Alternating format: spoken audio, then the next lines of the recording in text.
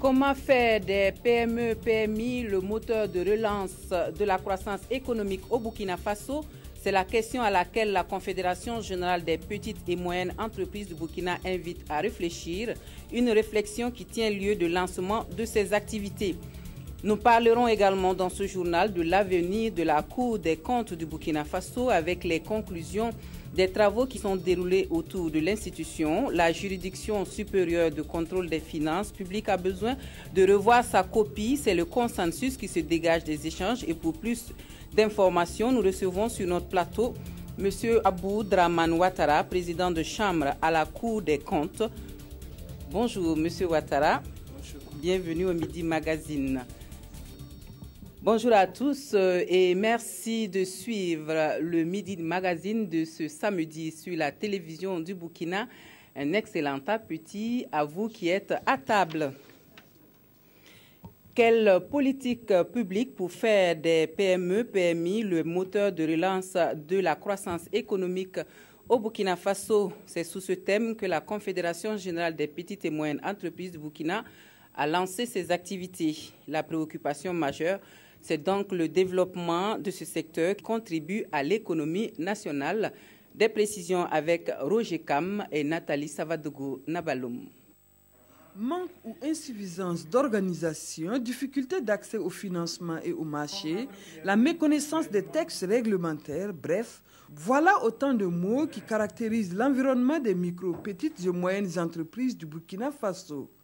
Les acteurs du domaine réunis en atelier veulent réfléchir sur les voies et moyens pour assainir l'environnement des PME-PMI. Aujourd'hui, quoi qu'on dise, l'activité économique, elle se mondialise et je pense que pour que nous puissions aller de l'avant, l'échange est obligatoire.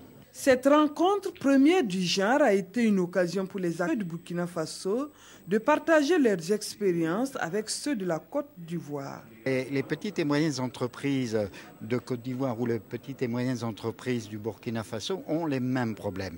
Nous avons travaillé pendant 48 heures pour que les PME du Burkina Faso, mais aussi celles de Côte d'Ivoire, puissent faire leurs activités dans un environnement favorable. Cette rencontre placée sous le thème « Quelle politique publique pour faire des PME-PMI les moteurs de relance de la croissance économique au Burkina Faso » a abouti à des recommandations. Quelques recommandations qui sont spécialement dédiées à nos gouvernants pour qu'ils puissent davantage nous accompagner sur les questions de financement, sur les questions des lois qui permettent à la petite et moyenne entreprise de se retrouver chaque fois que cela est possible. La prochaine rencontre est prévue de se tenir en 2017. Et pour faciliter les échanges commerciaux entre le Burkina Faso et le Canada, un séminaire d'information et de formation sur le processus d'exportation des produits vers le Canada est organisé au profit des chefs d'entreprise burkinabés. Et c'est l'Agence pour la promotion de l'exportation qui joue ainsi sa partition, et cela en collaboration avec le Bureau de la promotion du commerce du Canada. Des précisions avec Yacouba Gamene et Omar Zombré. Les chefs d'entreprise burkinabés veulent s'attaquer au marché canadien. Et ce séminaire d'information et de formation organisé par l'Agence pour la promotion des exportations APEX a pour objectif de les mettre au parfum des tendances et des cadres réglementaires des exportations vers le Canada. Nous pensons qu'avec ce séminaire et la collaboration avec le TFO Canada en sigle anglais, pour dire qu'à terme nous pouvons envisager un protocole d'accord de coopération pour que cette coopération dure dans le temps, afin que nous ayons un effet bénéfique des activités d'exportation vers le Canada. Ce cadre d'échange et de partage réunit les chefs d'entreprise opérant dans les secteurs des oléagineux, des fruits et légumes, de l'artisanat et bien d'autres qui pourraient intéresser le Canada. Il y a des produits ici qui sont, il a besoin, s'il n'y a pas de porte d'entrée, tu ne peux pas aller comme ça. Donc nous, on a présenté des sésames, exportateurs de ces armes du pays, des amandes de qualité, des baies de qualité. Nous cherchons des partenaires pour travailler. Les exportations, tous produits confondus du Burkina Faso vers le Canada, se chiffrent à 12,2 millions de dollars américains en 2015. Connaître le système d'exportation pourrait davantage accroître les opportunités d'affaires des entreprises burkinabèses. Nous parlons à présent de la juridiction supérieure de contrôle des finances publiques du Burkina Faso qui a fait l'objet d'une rencontre qui s'est achevée jeudi dernier. Il ressort des échanges la nécessité de réformer la Cour des comptes et à la lumière des expériences des pays qui ont participé à la rencontre, il est question de revoir le statut de l'institution pour lui donner plus de moyens et plus d'autonomie pour accomplir sa mission. Moussa Ouedraogo, Jean-Emmanuel Ouedraogo. L'avenir de la Cour des comptes en question. La juridiction supérieure de contrôle des finances publiques du Burkina a mal à son statut. Il faut que les choses changent si on veut qu'elle puisse jouer pleinement son rôle.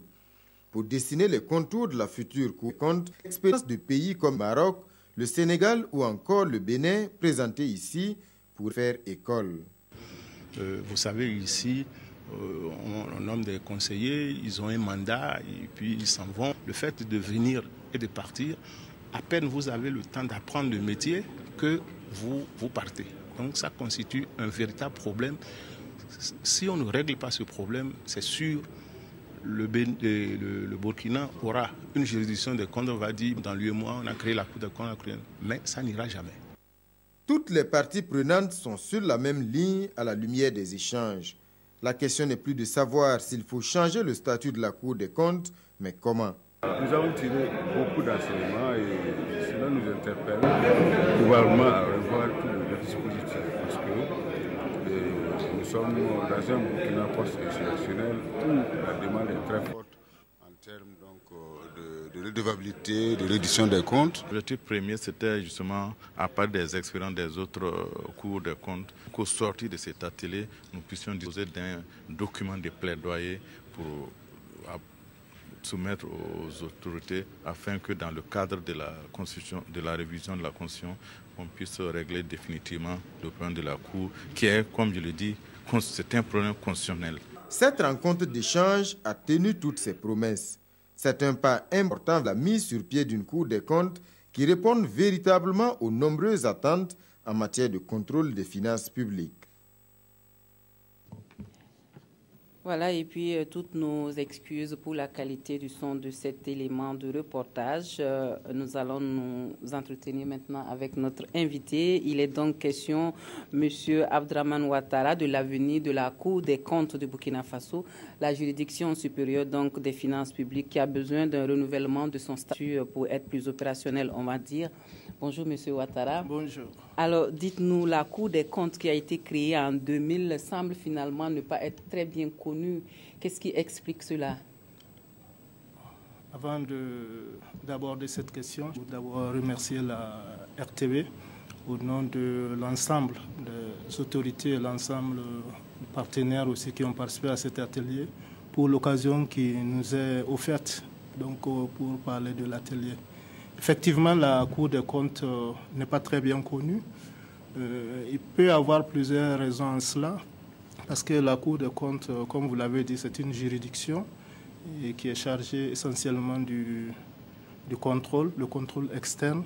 Et donc, les travaux que nous élaborons très souvent se font à l'intérieur de la structure. Donc, il n'y a pas beaucoup d'interventions qui permettent donc d'évoquer ce qui est en train de se faire à l'intérieur. Mais nous avons aussi comme attribution d'informer le citoyen de tout ce que nous faisons, des résultats de nos travaux. Je pense qu'à ce niveau aussi, il y a une certaine faiblesse, parce que jusque-là, les canaux que nous utilisons donc pour communiquer ne sont pas bien suivis par les citoyens. Donc je pense que c'est cela qui fait que nous ne sommes pas bien connus. Alors, la juridiction supérieure de contrôle des finances publiques du Burkina Faso a donc été au centre d'un atelier cette semaine à Ouagadougou. Quel est le problème de fond qui mine la Cour des comptes? Lors de l'atelier, effectivement, il y a eu des débats ouverts qui ont permis donc de dégager l'ensemble des problèmes qui se pose à la Cour des comptes. Mais on peut les regrouper à 3 niveaux.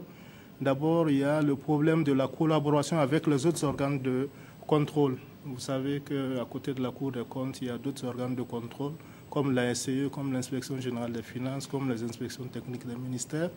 Et il faut une meilleure collaboration avec ces structures-là donc, pour être beaucoup plus performant.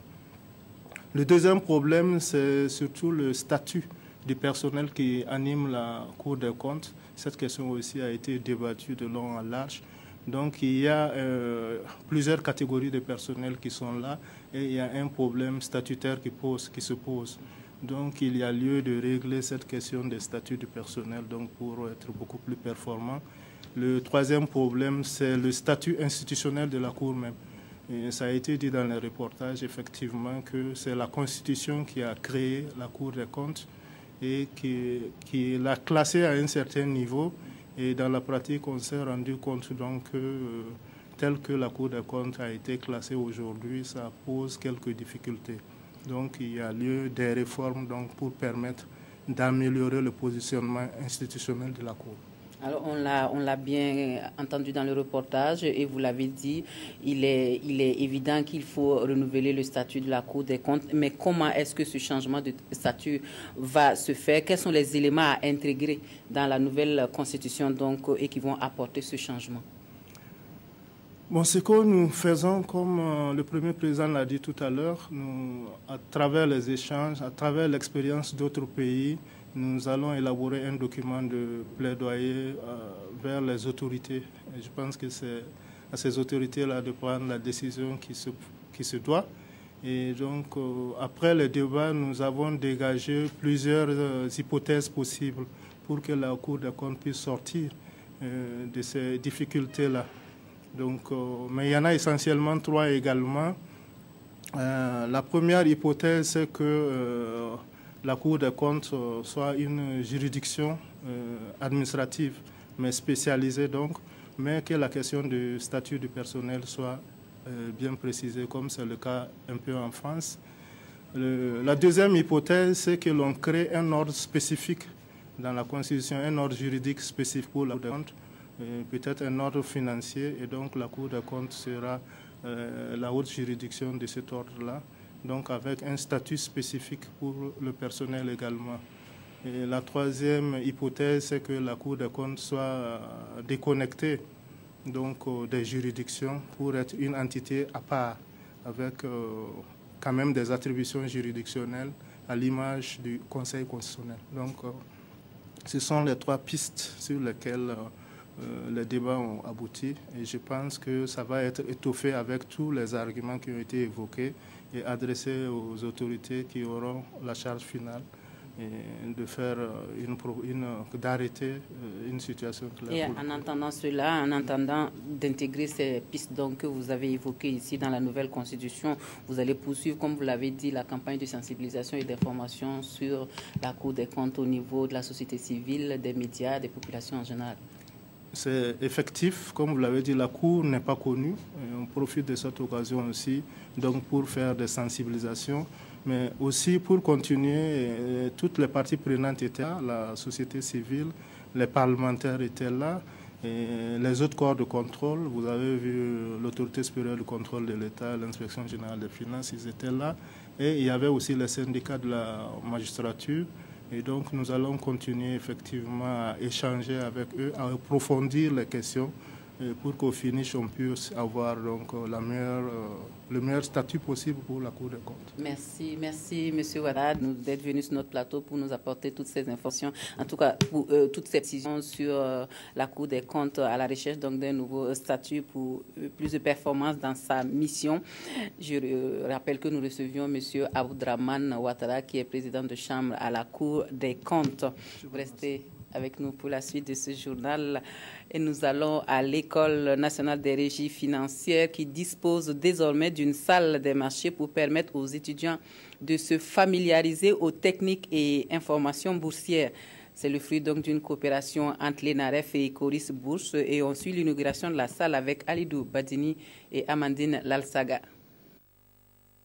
Cette salle des marchés est composée de 13 ordinateurs, comportant chacun plusieurs logiciels d'analyse de la finance de marché. Estimée à plus de 20 millions de francs CFA, elle est destinée aux étudiants de l'École nationale des régies financières ENAREF. Un geste de la filiale d'intermédiation financière du groupe Coris. La bourse, c'est un outil qui permet de mobiliser l'épargne pour financer l'économie. Et pour nous, une telle salle permettra donc aux épargnants de mieux canaliser leur épargne afin que cela profite à l'économie dans son ensemble. Les futurs cadres de l'administration des finances publiques sont invités à fréquenter la salle de marché et surtout à se familiariser aux techniques boursières dans un monde de plus en plus dominé par des flux de capitaux. Les étudiants qui sont ici sont les futurs décideurs sur les questions financières liées aux États. Nous savons aujourd'hui qu'on utilise de plus en plus les marchés financiers pour pouvoir lever des ressources et financer les projets d'infrastructure de développement. La mise en place de cette salle de marché est la concrétisation d'un partenariat scellé en avril dernier entre l'École nationale des régies financières et Coris Bourse. La dynamique burkinabé des luttes pour l'accès à la terre et à l'eau Afrique de l'Ouest se fait la voix des sans-voix. Elle monte au créneau pour défendre la cause des couches sociales vulnérables pour la question de l'accès à la terre. Avec le soutien de l'ONG Oxfam, elle a animé un panel sur la gouvernance foncière au Burkina Faso. Amado Ilboudo et Kadi Sanogo.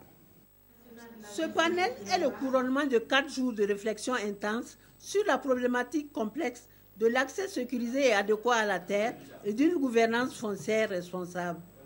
Il a pour objectif de renforcer les stratégies des organisations paysannes, autres mouvements sociaux de la société civile, visant un accès sécurisé et adéquat de la terre et autres ressources naturelles.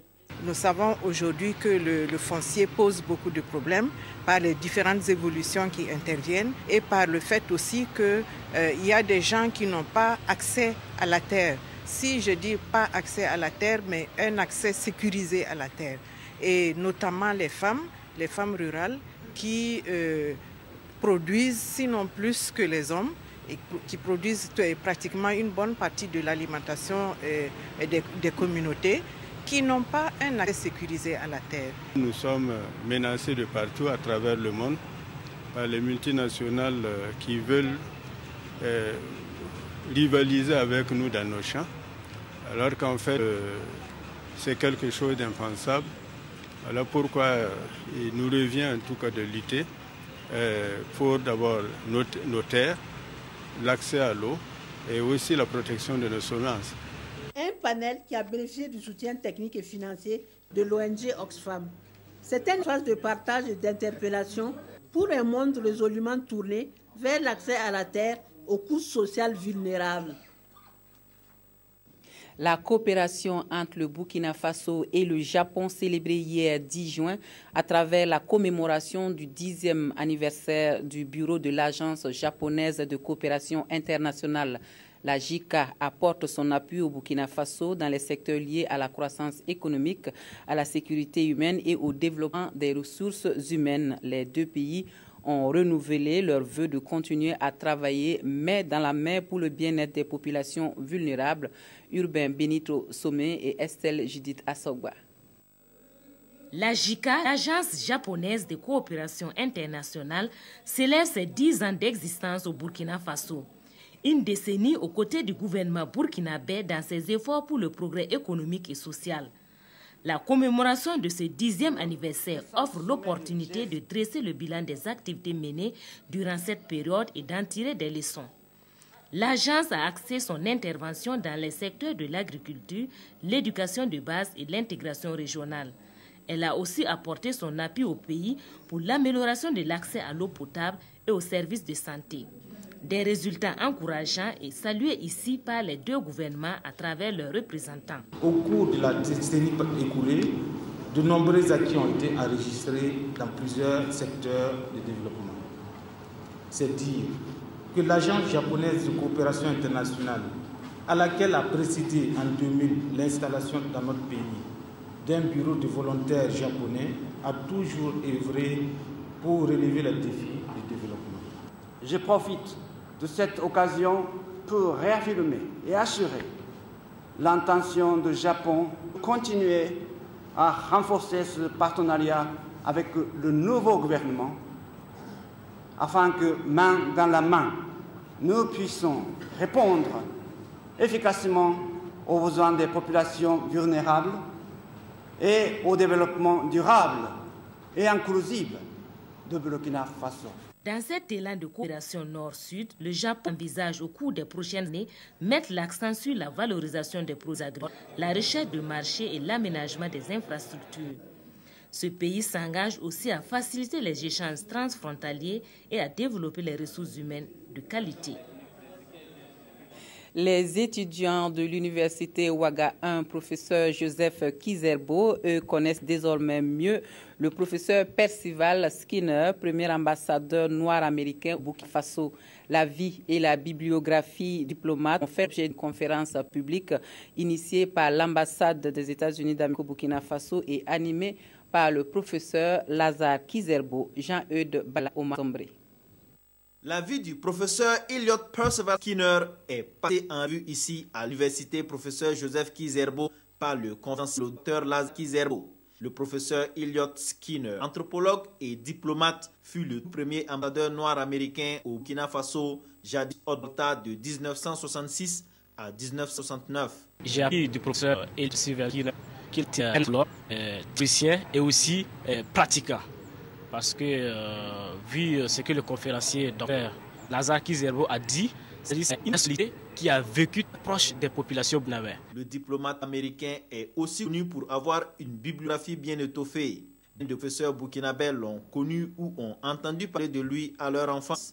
Et cette conférence publique est une tribune de témoignages en la mémoire de l'homme. Moi-même, je l'ai connu parce que j'étais en 6e, 5e à cette période et que nous avons pu bénéficier d'une action qui a consisté, en tout cas, à faire des actions en direction de la jeunesse scolaire. Quand vous regardez tous les ouvrages que nous avons cités, voir un ambassadeur qui a pu mettre la haute volte à ce moment-là, le Burkina Faso d'aujourd'hui, sur la carte et dans la conversation journalière et quotidienne des Américains, ça c'était vraiment un grand apport. Né en juin 1924 à Port d'Espagne dans les îles Trinidad et Tobago, il est décédé en avril 2007 à Washington. Et si vous êtes du côté de Rio ce week-end, vous devriez faire un tour à Zoula qui vivent au rythme des sonneries traditionnelles du terroir depuis hier. La deuxième édition du festival Arc-en-Ciel met devant la scène une dizaine de troupes traditionnelles et de la chanson moderne. Le festival s'ouvre cette année d'autres localités pour être un trait d'union entre les populations et un levier de promotion du patrimoine culturel de Zoula. Ensuite, Salifou Ben et Harouna Maré qui y ont fait un tour. Au son de la flûte, djembé, tambour qui font danser ces masques de tissé, Zoula, la province de Zangué, ouvre la porte du festival Arc-en-Ciel. Une deuxième édition qui met un piédestal. Un troupe d'Angué de la province basée ayant page la vision d'estival Arc-en-Ciel. Un nouveau festival parce que nous avons constaté que certaines de nos valeurs culturelles sont en train de disparaître. Donc nous nous sommes dit que c'était donc mieux de créer ce festival pour restaurer donc ces valeurs culturelles et d'antan qui sont en train de disparaître. Cette année, cette dizaine de troupes traditionnelles et traditionnelles modernes, des conteurs et d'acrobates sont à l'heure pour le représentant du ministre en charge de la culture. Ces initiatives contribuent à la valorisation du potentiel culturel de la province. Le ministère a pris très positivement ce type d'initiative qui contribue à l'enrichissement de la culture, à sa sauvegarde, parce que c'est un cas d'expression de la diversité. Et je dis, vous êtes à Zoula, vous vous rendez compte que le festival Arc-en-Ciel, comme son nom le dit, s'ouvre à d'autres cultures. Et je crois que c'est ce qui est recherché. La culture est l'âme des peuples et un facteur de développement, a mentionné le coparrain Victor Bama. Et pour booster le développement local, le festival a l'ambition de devenir un rendez-vous international selon le promoteur. Les lampions s'éteignent ce 12 juin sur la deuxième édition du festival Arc-en-Ciel de Zoula. Cette semaine, les hebdos s'intéressent au débat le passage à la 5e République. Si certains se questionnent sur l'opportunité de marche, d'autres sont plutôt dubitatifs sur la composition de la Commission constitutionnelle. La vue des hebdos porte signature de Sibidi Issa Lankwande. En route pour la naissance de la 5e République, les hebdomadaires s'invitent dans le débat. L'opinion s'interroge sur l'utilité d'une nouvelle constitution. Pour le journal, ce n'est pas plus l'idée que l'argumentaire du pouvoir qui pose problème. La raison évoquée pour aller à la République ne convainc les Burkinabés. Pour le journal du jeudi, c'est même à ce point de savoir quelle constitution c'est le mieux pour un Faso post-insurrection. Ce qui dérange, c'est l'identité de certains membres de la commission chargée de réfléchir sur la loi fondamentale. Comment des personnes qui ont voulu tripatouiller la mère des lois pour assouvir les intérêts personnels d'un individu peuvent-elles être désignées pour écrire un projet de nouvelle constitution? S'insurge le droit à la vérité, assène-t-il. La présence de ces personnes pourrait jeter un discrédit sur la commission et Gigi de se consoler tout de même de la présence d'autres membres qui rehaussent son image. L'opinion lui soutient que les membres ont le bon profil et rassure de la qualité du travail à fournir. Mais en fait, tout cela ne servira qu'à déshabiller Roch pour habiller Salif dans le journal. C'est le régime parlementaire qui est en marche et cela ne vise ni plus ni moins qu'à diminuer, sinon enlever tous les pouvoirs décisionnels du président et les affecter au chef du gouvernement et au président du Parlement, soutient l'opinion. Ce qui veut dire que les pouvoirs seront centrés en les mains du Premier ministre qui, lui, devra son onction au Gorba, géniteur de l'idée du régime parlementaire. Pour le journal, si le débat promet d'être animé au sein de la commission constitutionnelle au sujet de certaines questions, une chose au moins sera consensuelle. Quoi qu'il advienne, écrit Gigi, le verrou de l'article 37 restera. Un mot de sport pour informer que vous pourrez suivre tout à l'heure à 16h30 la diffusion du match Comores-Burkina et à 18h30 vous aurez un plateau d'animation direct spécial Euro 2016 sur votre chaîne juste avant le match Angleterre-Russie dont le coup d'envoi sera donné à 19h. Merci d'avoir suivi l'actualité dans le Midi Magazine de ce samedi. Un excellent week-end à tous et à toutes.